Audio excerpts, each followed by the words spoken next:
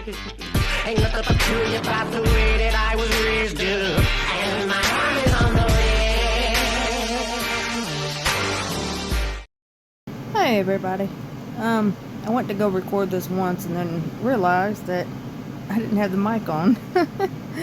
Alright, so since everyone likes to talk, or not everyone, but we know who I'm talking about, likes to talk about Mica's state of mind and, you know, throw around that she had these diagnoses and stuff with no actual proof except for forged medical documents that we have all proven that have been forged, and also that two people that are married together having the same exact diagnosis, taking the same exact medications and dosage is completely just like unheard of. And so let's get into this. And this is, and since we like to throw in the affidavits and stuff, you know, here's the affidavit. After JP informed me that he had been inappropriate with a minor female members of our church and disclosed to me the identity of these girls, I immediately contacted them to encourage them to come forward. Although they each shared with me detailed accounts of what JP did to them, they were too scared of JP to make a police report or testify in court. When I learned they were too fearful to report JP, I went to the police department for the purpose of making a report and requesting an investigation. However, in essence told by police officials that nobody would believe me because JP was a well-known pastor and we were in the middle of a divorce. Without the testimony of the victims, there was little else I could do to prove that what JP had done and ensured he was held accountable. Alright, following divorce from JP, he married his then paramour, Mica Miller, prior to my knowledge of JP's sexual relationship with Mica during our marriage. Both she and her husband at the time, Jeremy, became very close to our family. Mica did not have a close relationship with her mother, and to some degree, I took her under my wing as an older daughter. I taught her to drive, took her to get her driver's license, allowed her to care for our children, shared family meal times together in our home, provided her guidance and advice, and she began working in the church. Despite the initial destruction caused by JP's infidelity for several years, there was a part of me that was relieved to know Mica would be present in the home when JP had periods of visitation with our children, and I viewed her as a safety net for my children. Although our children continued to struggle with the anger and disappointment they felt towards their father, often refusing to share visitation periods with him for a couple of years, things appeared to be not quite as tumultuous, or y'all see the word. In 2021 to 22, things gradually began to change to the detriment of our children and have escalated to the severity of where things are today. JP and Mica began having severe marital difficulties, and our children were placed directly in the middle of this discord. JP would preach sermons on the Sundays our children were with him and present in the congregation, disparaging Mica and indicating she had mental health issues, and eventually putting her in a mental hospital. The children were subjected to JP calling Mica crazy one day, and then her being back in the home in the next visit with their father assuring them she was fine. They never knew what to expect, and the intense, unpredictable marital discord between JP and Mica negatively impacted them all. On one occasion, while picking up our daughter, I observed holes in their walls, hinges off the doors, and pieces of paper taped to the wall with negative affirmations about Mica. JP told me in our children that Mica was delusional and speaking different languages and seeing things that were not there. JP agreed it was not safe for our children to be in his home, and for periods at my request did not insist that they stay with him overnight. He would pick them up from school and bring them home. After taking them to dinner, JP began spending time with his now paramour, Susie, who was the mother of one of the boys that played on our son's soccer team. JP began using our son to facilitate times he could spend with Susie, which our children were well aware of. Their friends talked about it, and it caused them a tremendous amount of embarrassment. When I learned JP was exposing our children to yet another one of his adulterous affairs, I confronted JP and Susie and told them not to let it happen again. JP called me the day Susie's husband died in an alleged drowning accident, extremely upset, and asking me to pray, which was incredibly bizarre. Based upon the information and belief, just 2 weeks prior to this incident, Susie's husband had confronted JP and asked him to leave his wife and children alone.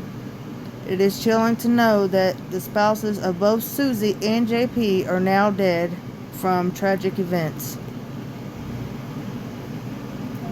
It was around the time JP's mental health seemed to be really spiraling out of control, and he began acting even more bizarre. He informed me that he was getting into buying pews and shooting, and had purchased a pew safe for his home. As a convicted felon, he is not allowed to have weapons. However, he managed to get a police chief from the church to assist with expunging his record. Further, he was given a special police badge that says pastor to utilize if he ever gets pulled over, so they will let him go. With the constant discord between JP and Mica, and JP's own self-reported mental health struggles, and the thought of JP having access to pews in his home terrified me for the safety of our children. It was about this time JP began declining to pick up our children for visitation, informing me that his mental health was not well enough for him to share time with them. Of course, given the circumstances, I would have refused to let them go. However, having JP's idea made it easier and safer, and prevented the necessity of filing a legal action with the court. One evening, JP informed me that Mica had a breakdown and was on her way to my house, and requested me to hold her when she arrived because he had police coming. It was my understanding that Mica was trying to get away from JP because he was trying to have her committed again. Our children were at home and once again subjected to this severe discord. Mica began calling me for advice on how to free herself from JP, for guidance as to counselors and people to assist her. I prayed with Mica and did all I could to provide her with sound advice and guidance. Mica shared information with me about the things my children were exposed to while in the care of JP, and warned me that my children were in danger while in his care. I have several recordings and text messages that verify this information, and it causes me tremendous concern about the safety and welfare of our children. While in the care of JP, especially now that Mica is no longer present. I was married to JP for 16 years. Although my story and what I lived through with JP is different in some ways, many of the details shared with me by Mica are similar to my own experience with JP, that I know she was being truthful. Based upon information and belief, JP's mental health and deviant sexual addictions have only worsened since the time we were married, and I do not believe our children are safe in his care. I mean, it's crazy to me that, that they're not felt to be safe with their own biological father. But with Mica there, you know, I mean, that was the safety net. That was the one that cared for the children, you know.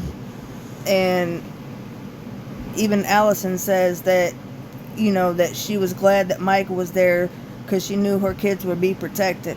But since Mica's not there and it's just JPdiddy by himself, you know, I mean, I don't know. And with this affidavit, it also states that JP talked about unaliving himself and how he had those kind of thoughts. He's even stated that in the pulpit, or on the pulpit. Stated that, you know, he's the one that's got demons coming out of him, and he's the one that's on 900 milligrams of lithium, and he's the one. But when it's convenient and he doesn't want the spotlight looking over there at his wrongdoings and his evil ways, he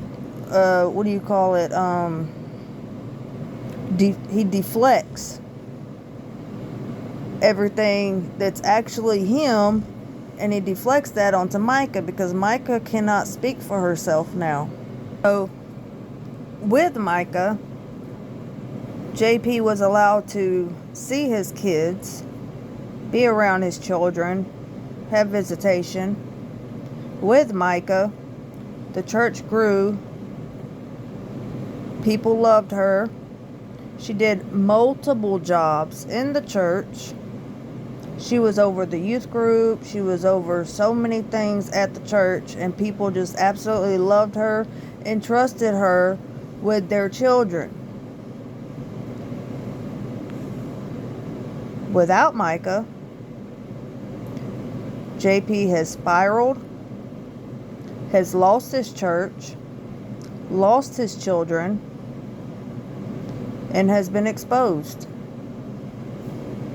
Because Mica put this in the forefront, and here we are. So I would think with Mica, if she was this insane and stuff as certain people claim, you know, I mean, I'm pretty sure that Allison wouldn't allow their children around her. But instead, Allison states that she had comfort in knowing that Mica was there to protect their children. I think that speaks a lot of volume, especially with the circumstances that JP put Allison and Mica in, with messing around and committing adultery on his wife and grooming a 15-year-old child. So I'm just stating the facts. And if we want to go off of affidavits and everything, well, here's some affidavit for you. If today's your birthday, happy birthday.